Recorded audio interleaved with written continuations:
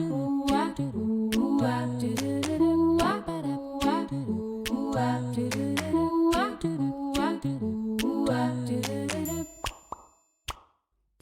bienvenue sur le podcast À votre pleine santé, le podcast décomplexé sur la santé et la nutrition qui vous partage toutes les clés pour vous sentir bien dans votre corps et dans votre tête.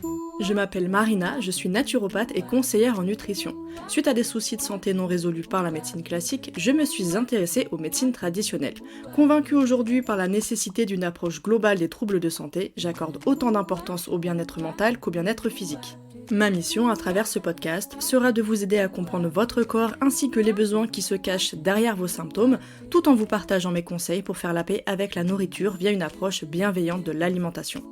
Je vous retrouve chaque mercredi pour faire le plein de vitalité et de sérénité au quotidien, car la pleine santé se trouve entre vos mains. Je suis très contente de vous retrouver aujourd'hui et j'espère que tout se passe pour le mieux de votre côté. Alors aujourd'hui, comme vous avez pu le voir dans le titre, on se retrouve avec une interview et j'ai eu le plaisir de recevoir Elodie, qui est naturopathe et praticienne en thérapie et médecine afro-caribéenne. Et comme c'est un sujet dont on entend très peu parler, j'ai voulu l'inviter sur le podcast pour qu'elle puisse nous dévoiler les secrets de cette belle médecine traditionnelle. Et je m'excuse par avance pour les bruits de fond que vous pourrez entendre durant l'épisode. On a enregistré celui-ci en pleine canicule, il faisait chaud, j'ai ouvert les fenêtres et c'est ça la joie de vivre en région parisienne.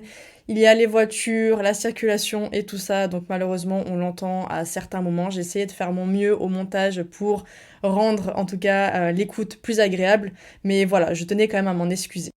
Et comme d'habitude, n'hésitez pas à me dire ce que vous avez pensé de cet épisode via les avis Spotify ou en laissant un commentaire sur la plateforme de votre choix. Je voulais également vous prévenir que je fais une pause sur le podcast durant le mois d'août. Voilà, le podcast prend des vacances. Mais avant ça, je vous retrouve avec un épisode solo spécial vacances la semaine prochaine. Donc pensez à bien vous abonner au podcast pour ne rien louper. Allez, je vous laisse avec l'épisode du jour et je vous souhaite une très très belle écoute. Coucou Elodie et bienvenue sur le podcast. Je suis très contente de t'accueillir et en plus tu es la deuxième invitée qui intervient en présentiel avec moi. Donc c'est un honneur de te recevoir chez moi pour nous parler d'un sujet qui, je trouve, n'est pas assez abordé dans tout ce qui touche à la santé naturelle, donc à savoir les médecines traditionnelles, donc africaines et caribéennes, parce que toi, du coup, tu fais un mélange des deux. Du coup, j'en dis pas plus. Déjà, est-ce que tu peux te présenter, s'il te plaît, et nous expliquer qu'est-ce qui t'a mené à t'intéresser et à pratiquer, du coup, ces médecines-là? Bonjour à tous. Donc, je me présente, je m'appelle Elodie Marant. Je suis âgée de 29 ans, maman d'une petite fille mariée. Anciennement, j'étais aide-soignante. J'ai travaillé 7 ans dans un grand hôpital parisien. Et puis après, c'est vrai que quand on devient parent, on a envie de léguer en héritage certaines valeurs, certaines connaissances. Eh bien, je me suis intéressée à la naturopathie africaine, où du coup, j'ai pu apprendre différentes techniques qui aujourd'hui me servent pour pouvoir accompagner les mamans et incorporer aussi tout ce qui va être les thérapies du côté des Antilles, des Caraïbes, des choses qui se faisaient d'antan par nos aïeux. Et bien du coup, je combine tout ça pour accompagner les mamans. Bah, c'est très très intéressant. Et justement, parce que comme tu viens de le dire, toi tu as choisi de te spécialiser donc dans l'accompagnement de la maman. De mémoire, c'est avant, pendant, après. Tout à fait. C'est ça, voilà. C'est ça. Et du coup, pourquoi tu as décidé vraiment cette thématique-là ? Parce que je me suis dit, moi en tant que maman, quand j'ai porté ma fille, j'avais besoin vraiment de retrouver ses racines, en fait, tout simplement, dans le sens où réapprendre à masser mon bébé, quels soins pourraient être bénéfiques pour moi pendant l'accouchement, ou même un petit peu avant, à la période de conception. Je me suis dit quelle plante va pouvoir m'aider ou quel cataplasme avec des plantes ou argile pourrait m'aider au mieux pour vraiment vivre cette période, ainsi que je pense qu'il est important aussi de rajouter aussi l'écoute, parce qu'on ne le fait pas assez quand une femme porte la vie, tout simplement. Et je me suis dit que ce serait bien de pouvoir mettre tout ça en place. Ouais, et je confirme parce que maintenant je suis tata, donc pour la première fois. Et c'est vrai que j'ai... Bah, merci beaucoup. Lola, si tu m'écoutes, mais je sais qu'elle écoute quasiment pas les podcasts, la vilaine. Mais bon, c'est pas grave. Et du coup, effectivement, il y a beaucoup de choses où tu vois que c'est contre-intuitif parce qu'on nous a dit de faire comme ça, alors que la mère, instinctivement, elle va vouloir faire autrement, mais elle va avoir peur parce qu'on lui a dit de faire l'opposé. Et c'est vrai que c'est dommage en fait, de couper cette intuition et cet instinct que, au final, les mères ont naturellement, pour la plupart en tout cas. Donc ouais, c'est vrai que c'est intéressant ce que tu dis et ça permet de remettre les choses à leur place et de se rappeler que l'intuition est essentielle. Exactement. De s'écouter. C'est ça, c'est tout à fait ça. Donc ouais, c'est une très belle chose, franchement. Et puis du coup, je voulais revenir sur les thérapies et la médecine africaine et caribéenne, donc afro-caribéenne, comme tu m'as dit. Alors déjà, concernant la médecine africaine, puisque du coup, tu as commencé par ça. Oui. Voilà. Et du coup, à quoi ça ressemble une école de naturo vraiment spécifique avec la médecine africaine? Quelles vont être les différences avec, alors soit avec les thérapies type naturo occidentale forcément, ou même tout simplement avec la médecine conventionnelle moderne, quoi. Ouais. Alors du coup, dans un premier temps, notre professeur tout simplement nous a appris à se reconnecter à nous-mêmes, à écouter déjà nos propres intuitions. Ensuite, à se relier beaucoup plus avec les choses de la nature, donc tout ce qui est végétal, tout ce qui est minéral, en utilisant différentes techniques, telles que l'argilothérapie, mais en combinant certaines plantes, en utilisant donc différentes plantes africaines, telles que par exemple le djeka, le roi des herbes, mais il y en a plein d'autres. On va utiliser aussi tout ce qui est les soins énergétiques. Alors après, on y est ouvert ou pas, chacun voit midi à sa porte. On va utiliser tout ce qui est les essences de plantes.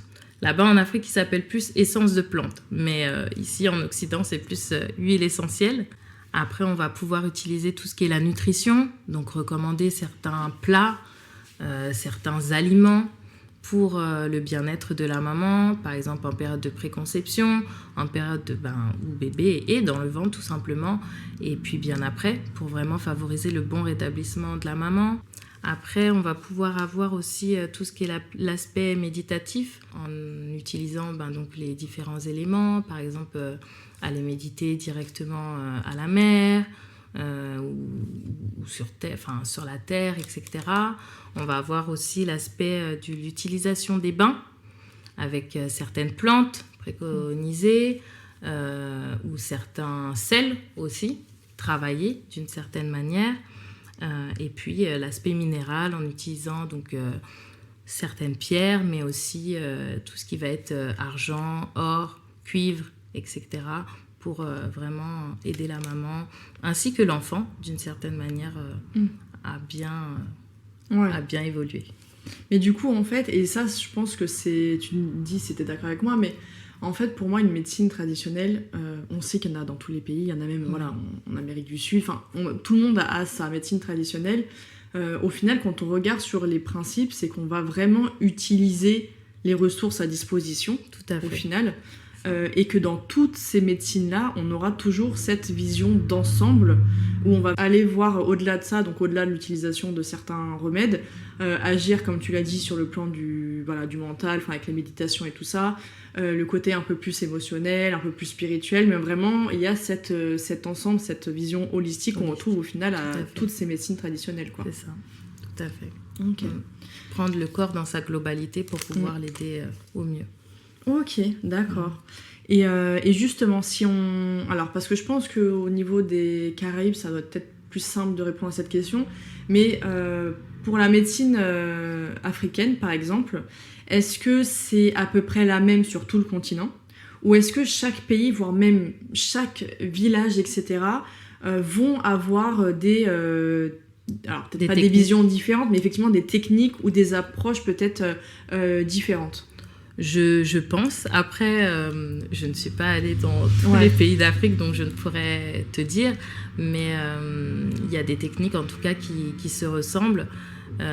Aux Antilles, on a un petit peu perdu cela. Ça revient au fur et à mesure avec tout ce qui est les remèdes rasiers. Beaucoup de gens ramènent cela vraiment dans la lumière, et c'est important parce que c'est les choses simples de la vie qui permettent de grandir au final. Et je dirais que oui, ça se produit dans pas mal de pays, mais je ne sais pas tout. D'accord. Et justement, au niveau des Caraïbes, chaque île va avoir son approche et sa médecine, où tu as pu remarquer qu'il y a quand même des choses que tu retrouves un petit peu partout au final. Par exemple, en Guyane, ce sera peut-être un petit peu différent, voilà, mais la base reste la même. Guadeloupe, Martinique, je dirais la même chose. Haïti aussi, ils ont pas mal aussi de techniques aussi qui peuvent aider la maman durant la maternité.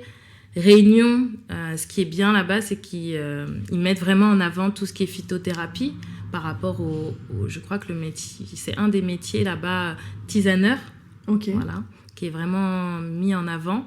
En gros, c'est une personne qui maîtrise un peu comme herboriste. Oui, voilà. Puisque ça aussi, malheureusement, c'est un métier qui se perd énormément. Ouais. Mais du coup, la technique reste la même dans le sens où on va utiliser vraiment les éléments que la nature nous offre pour accompagner la personne. Et ce qui fait sens au final, on se dit c'est comme la nutrition, chaque pays, chaque continent va avoir ses habitudes parce qu'ils vont faire avec les ressources à disposition, ce qui paraît complètement logique. Et selon toi, pourquoi, à ton avis, aujourd'hui, quand on parle de médecine traditionnelle, on entend beaucoup, alors certes la naturopathie, mais davantage donc la médecine traditionnelle chinoise et la médecine ayurvédique, et on parle jamais de la médecine traditionnelle africaine ou caribéenne ou afro-caribéenne en fait. Alors je pense que c'est pas mis en avant parce que tout simplement on s'est peut-être imposé, mais peut-être pas de manière à vraiment revendiquer l'art au final de la médecine africaine, et même tout ce qui va être aussi aux Antilles. J'emploierais vraiment, même oui, c'est une médecine parce que nos aïeux utilisaient ça, les plantes, il y avait les accoucheuses et tout ça avant, et puis on allait voir aussi le guérisseur tout simplement du village pour gérer les maux physiques en fait du corps. Et la médecine chinoise a eu beaucoup plus d'impact parce que tout simplement ce sont aussi des peuples qui au jour d'aujourd'hui dirigent le monde. Voilà. Et malheureusement, ça vient petit à petit par rapport aux DAMP, par exemple africains, pour la maman et le bébé. Tout ce qui va être même avant personne ne connaissait le resserrage de bassin, qui vient d'ailleurs des pays d'Amérique du Sud. Mais ça, c'est une pratique qui se fait et qui se faisait aussi, que ce soit en Afrique du Nord ou en Afrique du Sud, en Afrique en général, je dirais. J'ai vu il y a pas longtemps justement parce que je me renseignais toujours pour ma petite sœur, et en fait j'ai vu donc justement sur le fait de venir mettre un pan, de venir vraiment resserrer, en fait de venir gainer la partie du ventre, du bassin. Et même j'ai vu je crois que c'est au Japon aussi qui le font beaucoup. Oui, ça s'appelle le bunkunk, un truc comme ça. Ouais, je sais plus, je me rappelle plus du nom, mais j'ai vu effectivement, donc il y avait en Afrique, donc au Maghreb forcément, mais bon c'est en Afrique, et puis effectivement de mémoire je crois qu'il y avait l'Amérique latine, et c'est là où tu te dis il y a des choses où limite c'est juste intuitif, ce qui fait que des populations qui ne se croisaient jamais auparavant au final se retrouvent avec des techniques similaires en fait. Totalement, c'est ça en fait. Et c'est ça qui est dingue, et ça revient à ce que tu disais tout à l'heure sur l'intuition, sur le fait de se faire confiance, parce qu'au final c'est ça qui compte. Et je pense que nos ancêtres avaient une certaine sagesse et je sais pas comment dire, mais ils avaient ce côté intuitif où ils s'écoutaient eux, ils écoutaient vraiment l'autre parler en face. Pour vraiment apporter du bien-être, vraiment pour retrouver en fait tout simplement vitalité. Et puis pour continuer les gestes de la vie quotidienne. Mais c'est ça, et c'est pour ça, moi, ça me tenait vraiment à cœur de parler aujourd'hui de la médecine afro-caribéenne, parce que moi, je m'y connais absolument pas. Je connais quelques pratiques par-ci, par-là, parce que j'ai plusieurs de mes meilleures amies maliennes, sénégalaises et tout. Donc j'en entends parler, et je me dis à chaque fois, c'est super intéressant au final. Et on n'en parle pas. Donc, comme tu disais par rapport à la population en Asie, je pense que même au-delà de ça, c'était un très grand empire pendant très longtemps, le peuple chinois. Et donc, effectivement, je pense qu'ils ont pas grand-chose à prouver, en fait. Et encore aujourd'hui, au final, ils n'ont pas grand-chose à prouver. Ils sont là. Et là où je pense que c'est problématique par rapport à la vision de l'Occident sur les coutumes et dont la médecine afro-caribéenne. Après, l'Afrique a été aussi un très très grand empire. Ah oui, complètement. Voilà. Mais ce n'est pas accepté par l'Occident. Totalement. Ça va toujours être... alors, ça peut dévier un peu dans le sujet, mais pour moi, je trouve que c'est intéressant de le rappeler. C'est qu'on aura toujours cette vision c'est l'Occident qui a enrichi, qui a apporté à l'Afrique. Avec la colonisation et compagnie, tu vois. Et alors que non, c'est complètement faux. Il y a vraiment un très gros problème derrière tout ça. Vient d'ailleurs. Exactement. Et c'est ça. Et donc c'est ce qu'on disait, c'est qu'effectivement, j'ai vraiment cette sensation qu'il y a une infantilisation envers les coutumes et le peuple africain ou afro-caribéen en fait tout simplement, parce que c'est ce qu'on voit tout le temps. Et même ça me fait rappeler à cette histoire qui était horrible. C'était une femme noire qui avait appelé, tu sais, aux urgences. Oui. Si, voilà. Et sous prétexte, d'ailleurs, j'ai pas trop compris, je crois que c'était son prénom qui faisait sous-entendre qu'en gros c'était une personne noire. Elle avait certaines origines. Voilà, du coup, j'ai dit, mais dans quel monde on vit ? Comment tu peux prétendre qu'en fonction d'une origine ou d'une couleur de peau, tu abuses sur ta douleur et ne pas être pris en considération ? Et je pense effectivement que tout ce qui tourne autour donc des pratiques et de la médecine africaine et caribéenne, c'est effectivement cette infantilisation de l'Occident vers justement toutes ces coutumes-là et ces pratiques-là. Tout à fait. Je dirais vraiment que tu as bien résumé les choses. Et j'espère vraiment qu'avec les temps qui vont arriver, ça va revenir beaucoup plus en avant, parce qu'on a vraiment besoin de techniques naturelles, vraiment. Après, je ne dis pas qu'il ne faut pas non plus oublier les médecines occidentales, mais revenir à beaucoup plus de naturel et beaucoup plus sain et beaucoup plus assimilable au final par le corps. Donc, non, mais c'est complètement ça ça. Revienne. Ouais, parce qu'en fait, ça serait triste, je trouve, si un jour on perd tout ça. Total. Sous prétexte qu'on n'en parle pas, parce que si, parce que ça.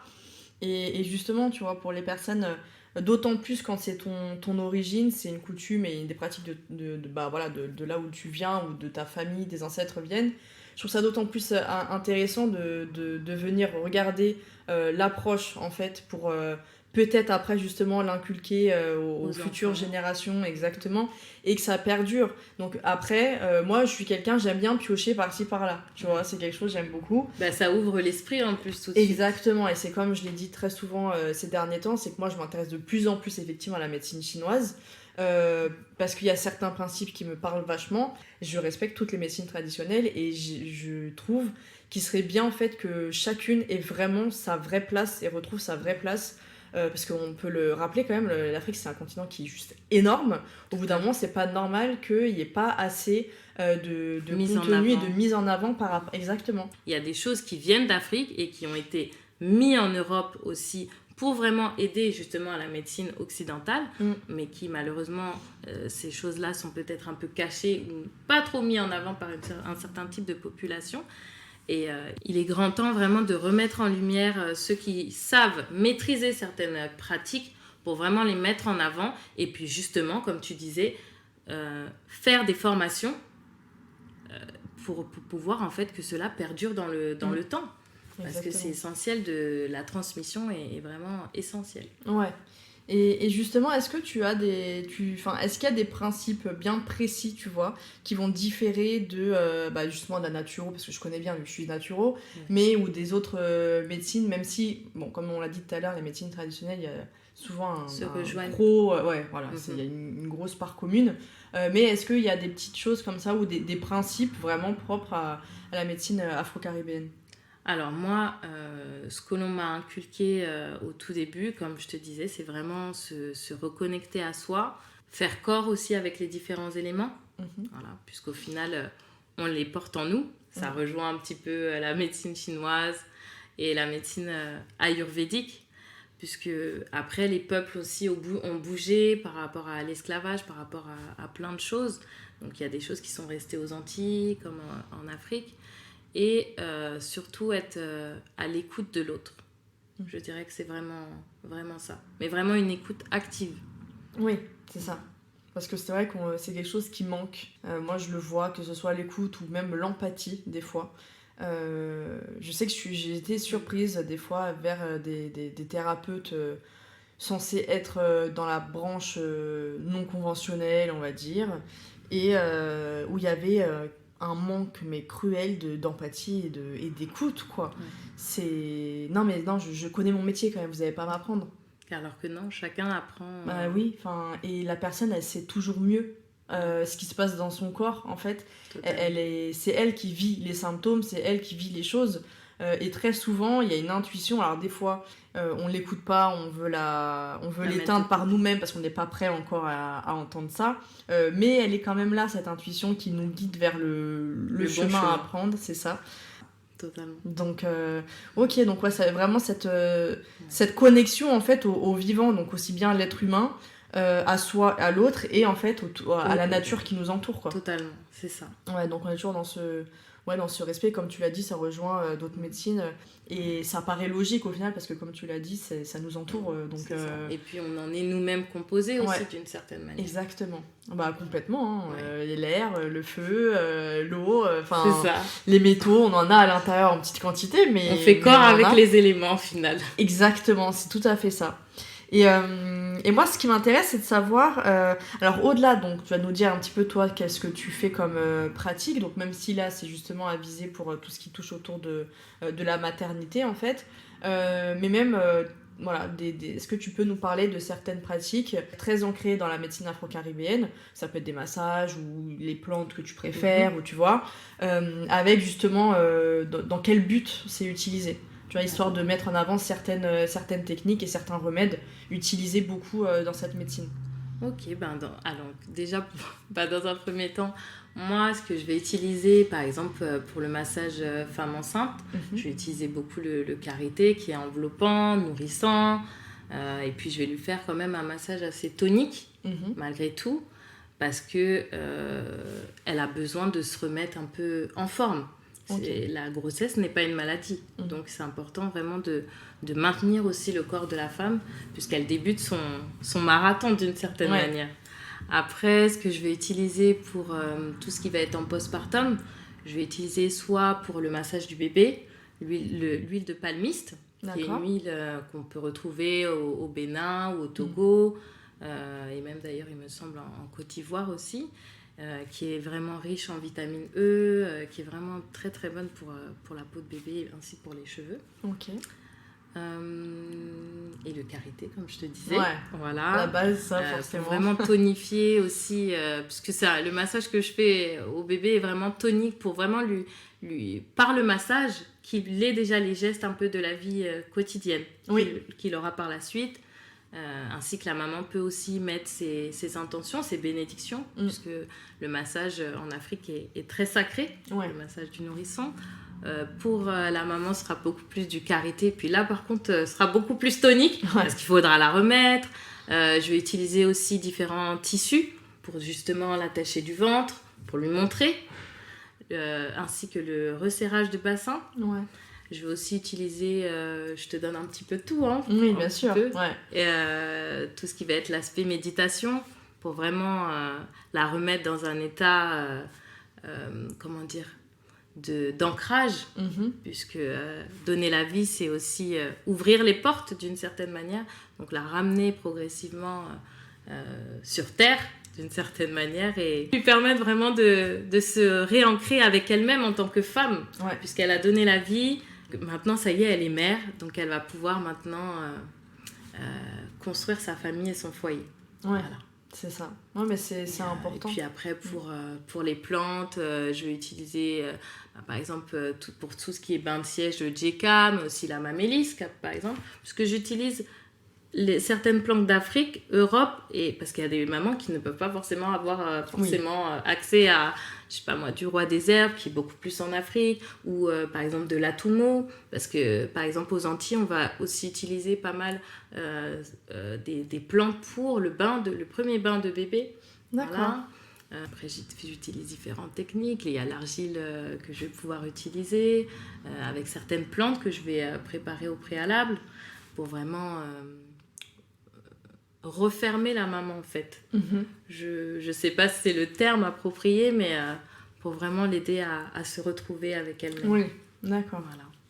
Oui, c'est vrai qu'il y a beaucoup de... Dans ce que j'entends, c'est que c'est... Surtout qu'en plus c'est ta spécialité, mais il y a beaucoup de soins apportés aux nourrissons. C'est pas quelque chose qu'on va entendre beaucoup, en naturopathie pas du tout. Après, tu vois, pour le coup, pour les autres médecines traditionnelles, je ne connais pas les soins qui vont être faits aux nourrissons, mais là on voit vraiment que cette étape est très très importante. Et vraiment qu'il y a tout un accompagnement qui est vraiment bien spécifique en fait. Totalement. Parce que l'enfant arrive au monde, après il ne faut pas non plus négliger la maman. Oui, voilà, complètement. c'est vraiment un accompagnement des deux. Il vient d'arriver au monde, il y a plein de choses qui se passent autour de lui. C'est vraiment pour lui apporter vraiment tout ce dont il a besoin. En général, ça se passait en famille. Ouais. Voilà. Pour vraiment... lui ouvrir la voie, tout simplement. Oui, et d'ailleurs, de mémoire, si je me trompe pas, c'est en Afrique, donc y compris le Maghreb, où la femme qui vient d'accoucher va, je crois, dans la famille pour se faire aider et voilà, qu'il y a quelqu'un qui s'occupe. Exactement. Et c'est là que tu te rends compte à quel point ça paraît logique, tu vois, et quand tu dis que, bah oui, forcément, elle a donné la vie, c'est éreintant, surtout si en plus le bébé ne dort pas. Oui. Et Vaut tu mieux dis... être bien accompagné. C'est ça, et ça rejoint toujours cette même expression qui vient de je ne sais où, mais qu'il faut un village pour avoir un enfant, enfin pour éduquer, pour élever un enfant, il faut tout un village. Et c'est là que tu te rends compte en fait à quel point... il y a une grosse différence entre la vision moderne occidentale et la vision ancestrale dans plusieurs pays, dont le continent, donc l'Afrique, et tout ça, où tu vois vraiment cette importance donnée à la mère et au nouveau-né, quoi. C'est ça.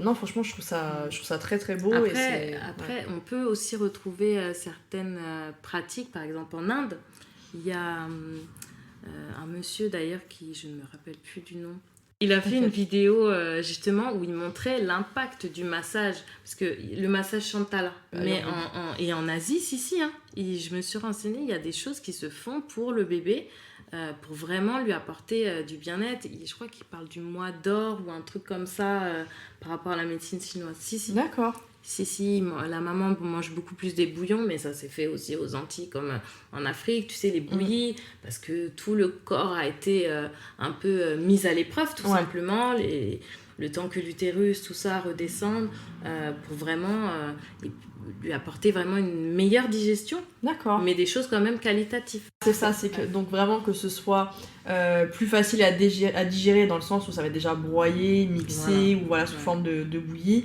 et chaud comme tu l'as dit, et ça c'est quelque chose effectivement que moi je le sais en médecine chinoise, dès que la digestion est un peu ralentie, il faut vraiment privilégier le chaud pour faciliter le feu digestif et la digestion. Pour vraiment aussi nettoyer tout ce que le corps aura pu accumuler par rapport à l'accouchement, par rapport à la grossesse, tout simplement, pour emmener tout ça là où ça doit aller. D'accord. Non, mais c'est vrai que c'est super intéressant.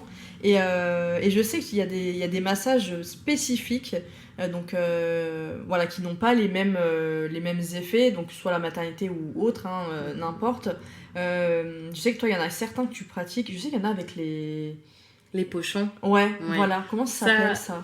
Alors moi, je l'ai appelé le massage des pochons, Mimea, parce que Mimea en swahili, ça veut dire végétaux. Et du coup, j'incorpore différentes herbes, mais ça sera plus en postpartum que je vais l'utiliser. Ouais. Après, pour le prénatal, j'utilise pas forcément des plantes en cataplasme, parce que tout simplement la maman et le bébé ils sont deux, et que ça peut avoir aussi certaines interactions pour l'enfant, donc je reste sur quelque chose vraiment de basique. Il est d'accord. Mougli valide. Ouais. D'accord. À chaque fois que je vois ce massage, franchement, ça donne trop envie. Parce que c'est vrai qu'on n'a pas l'habitude de voir des massages comme ça avec des plantes. Alors, des fois, ça va être avec des... qu'on appelle ça des enveloppements. Oui. Mais au final, c'est plus un enveloppement qu'un massage. On va pas nécessairement utiliser... des pochons. Ouais, exactement. Donc, et les pochons, ils sont... C'est moi-même qui les fais. D'accord. C'est moi-même. Ok. Donc je vais les remplir de ma petite recette. Ouais. Voilà. Et puis après, je les referme. Et puis après, je les prépare. Et puis quand je vais chez la cliente, j'ai ma petite machine pour réchauffer justement ces pochons, puisque toujours garder la chaleur. Ouais. Pour vraiment le côté enveloppement pour le corps. Et puis pour permettre aussi aux plantes de vraiment diffuser tout ce qu'elles ont besoin de diffuser. Et puis du coup, aller masser sur certaines parties du corps. Mais c'est infusé du coup ? Ouais. Comment ça ? Ok, donc... En fait, la petite machine, c'est comme un cuiseur de riz. Ok, Voilà. d'accord. Et puis, je mets mes petits pochons qui vont ensuite chauffer. D'accord. Je commence le massage pour chauffer déjà l'organisme, la peau. Et ensuite, passer mes pochons sur des parties du corps bien définies. Franchement, c'est passionnant.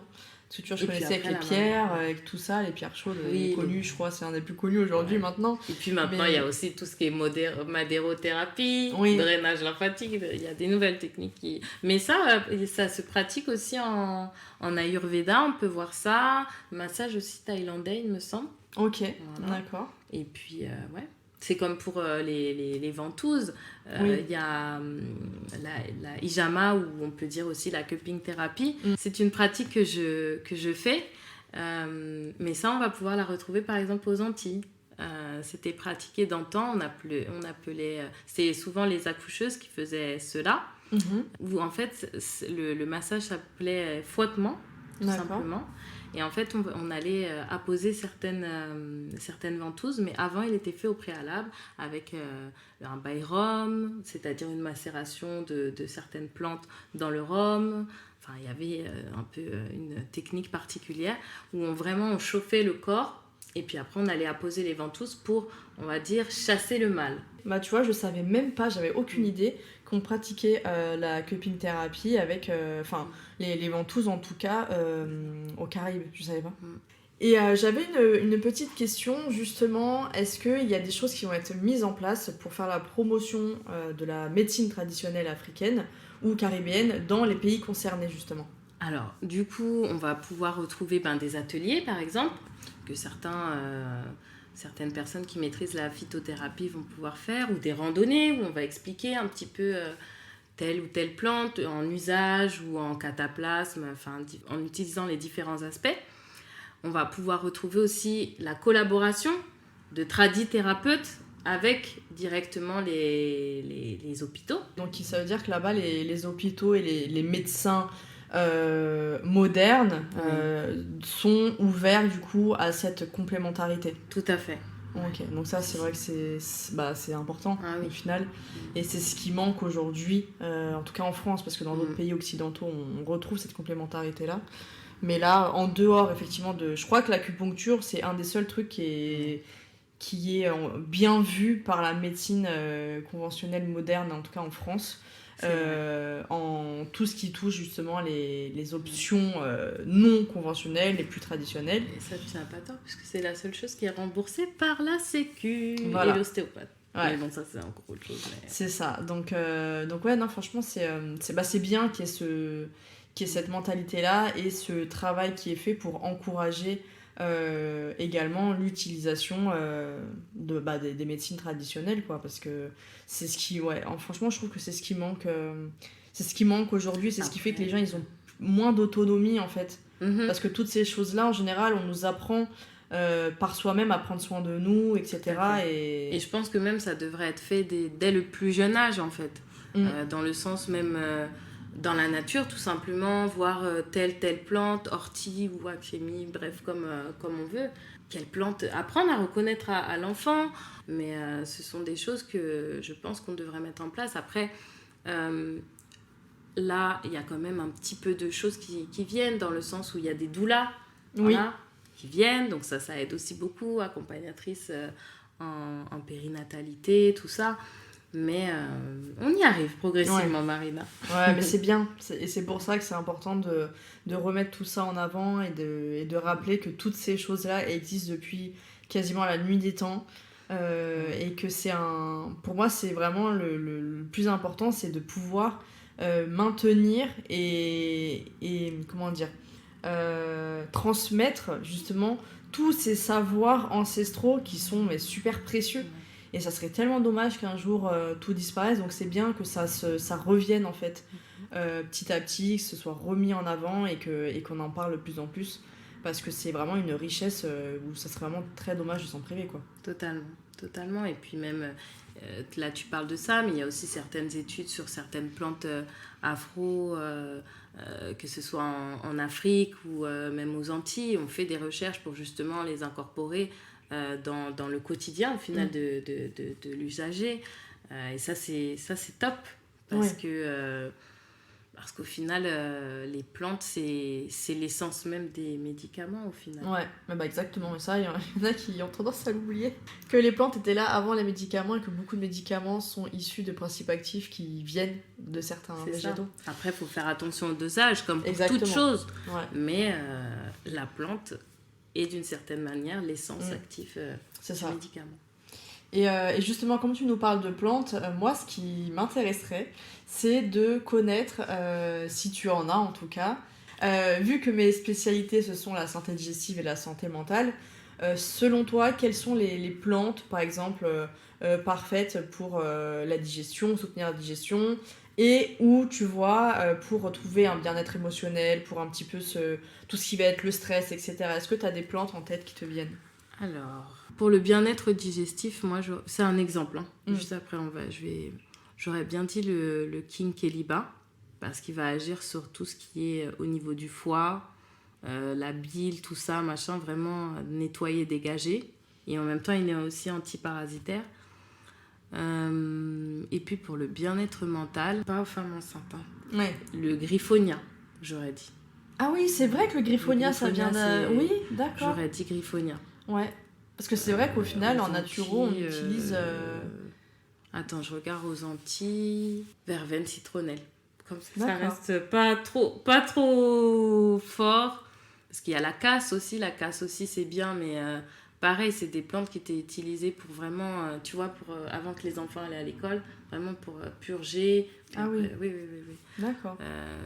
Le chien dent, c'est bien aussi, mais c'est un peu comme le vétiver. Parce que ça aussi, j'en vois partout, là, du vétiver dans tous les sens.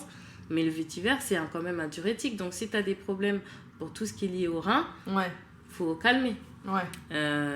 Chien, non, je serais partie sur verveine, citronnelle, griffonia et King Keliba. D'accord. Ouais. Ok. Tu vois, il y a des plantes au final que nous, on nous apprend en phyto, en naturo, parce qu'au final, le griffonia, on l'a appris. Et je sais qu'il y a aussi le plantain, qui est très utilisé. Le desmodium, ça vient d'Afrique.